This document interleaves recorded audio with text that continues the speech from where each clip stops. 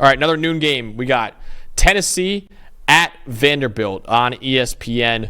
Playoff implications, basically win or go home for Tennessee. So the Volunteers' playoff chances, Dawn, were looking pretty slim entering this past weekend. They were 8-2, but they were behind some other two-loss SEC teams like Alabama, Ole Miss, and Texas A&M in terms of really their playoff chances. I know they're ahead of A&M in the standings, but A&M, if they won the SEC, obviously would get in over Tennessee.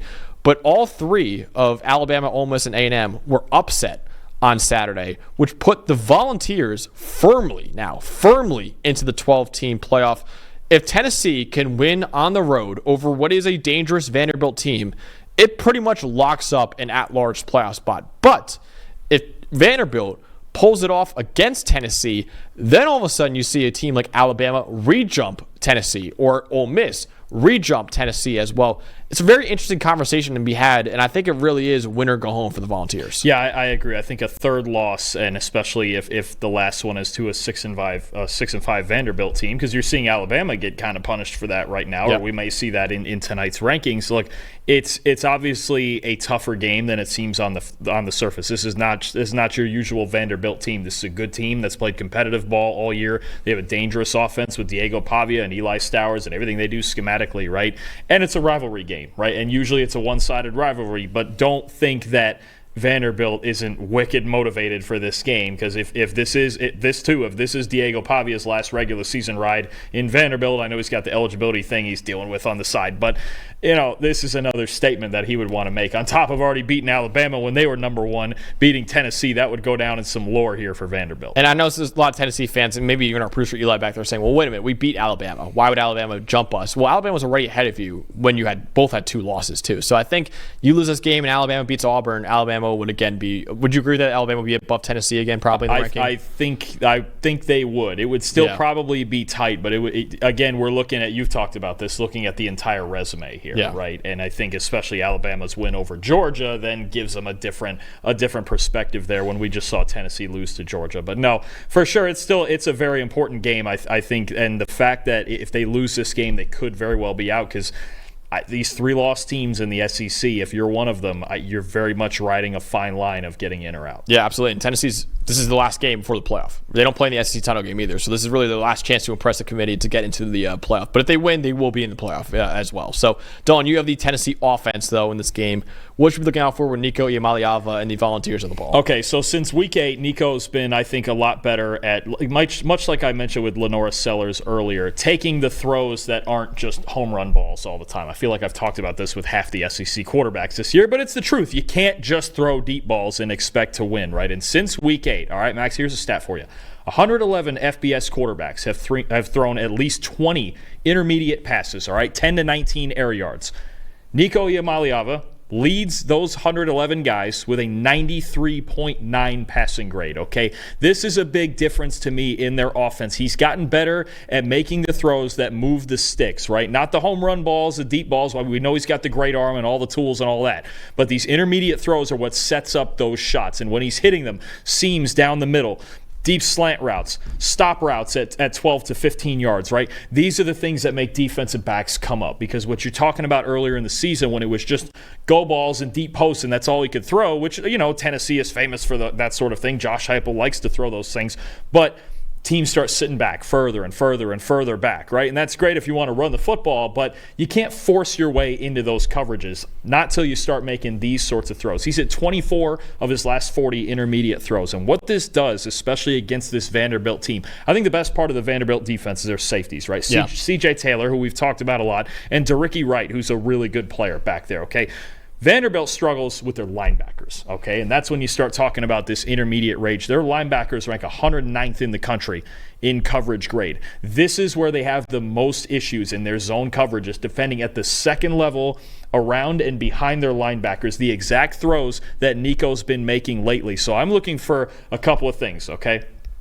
Obviously, they're going to run the ball with Dylan Sampson. And if they run the ball 50 times and that's what works and wins them a game, cool. But if they need to throw the football, I'm looking for the run game to get these linebackers to step up a little bit, and then these intermediate throws that Nico has been making the last 5-6 weeks, then to get the safeties creeping up just a little bit, then we work the series and we work it over the top and rinse and repeat, right? But it's the fact that Nico is making the intermediate throws at or around the sticks is what's opening up this pass game just a little bit more. Yeah, absolutely. And really the passing game for Vanderbilt is what I'm going to talk about right now, because Diego Pavia and really an improved receiving core with Eli Stowers after coming in and playing as one of the best tight ends in college football, they've really improved their passing game from what it was a pretty bad one last year. Right now, the Commodores are 17th in EPA per pass. They were 100th in 2023.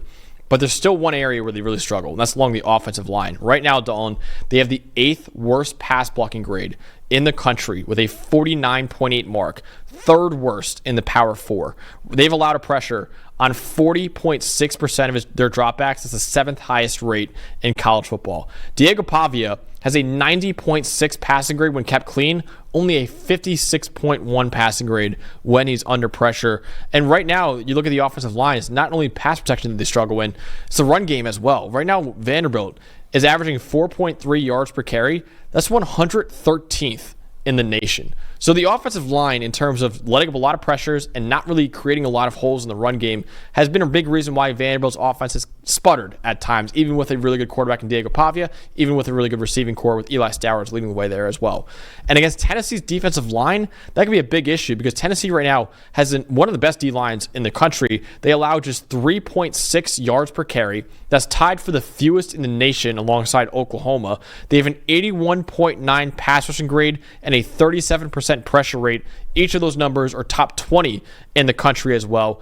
James Pierce Jr., their edge defender, projected top 15 pick in the 2025 NFL draft. Omar Norman Lott, their defensive tackle, going to the Senior Bowl. We actually have an interview with Jim Nagy. I didn't say at the top. We have an interview with the executive director of the Senior Bowl, Jim Nagy, at the very end of this episode as well.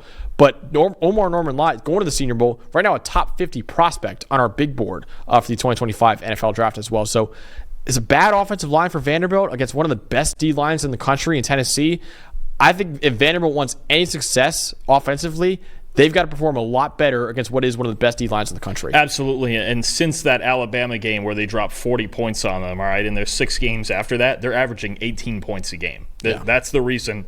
Their run game especially, and the fact that they can't pass protect for very long, has now become a problem in the second half of the season. It's why they've lost 3 of their last 4 games. They are just not scoring at the same rate that they did the first half of the season. So I'm with you. I think that's concern number 1 against a front 7 that's honestly been elite all year. It's been the most consistent part of Tennessee's entire team. Yeah, absolutely. So Dawn, for Tennessee, they got to win to make the college football playoff, and if they lose, they're most likely not making the college football playoff. So will Vanderbilt spoil another team's season in the SEC, or will the Volunteers survive? So the rivalry factor does worry me a little bit here, and the Diego Pavia magic, maybe he's got one more trick up his sleeve. It could be a problem, but I do think that matchup you just mentioned of Tennessee's defensive line against Vanderbilt's offensive line, look, many games are won in the trenches, and I think this is one where that's going to be the case. I think Tennessee, same formula. They play great defense.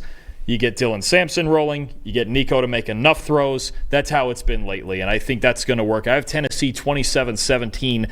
Unless Vanderbilt has some serious improvement up their sleeve on offense, I just have a hard time seeing how they're going to score too many points. We've seen this now for 6 weeks that they've been struggling to put drives together because of this offensive line. Yeah, I got Tennessee winning 31-17. I think the defensive line for Tennessee will dominate the Vanderbilt mediocre, not even mediocre, bad offensive line they've had this year. Then I think Nico Iamaleava and Dylan Sampson as well, who was just snubbed for a lot of people for the Doak Walker Award for being a finalist. A lot of people thought he should have been a finalist. He might have something to say in this final game of the regular season against Vanderbilt, and really a below average Vanderbilt defense as well. So Volunteers win this game and clinch a spot in the college football playoff, which I know Eli will be very excited about going into that college football playoff. Hey, thanks for watching another episode of the PFF College Football Show. Please make sure you guys subscribe to the channel. Also, subscribe to PFF Plus at subscribe.pff.com for all of the same data and grades that we use in our show, plus fantasy tools, betting tools, and our mock draft simulator.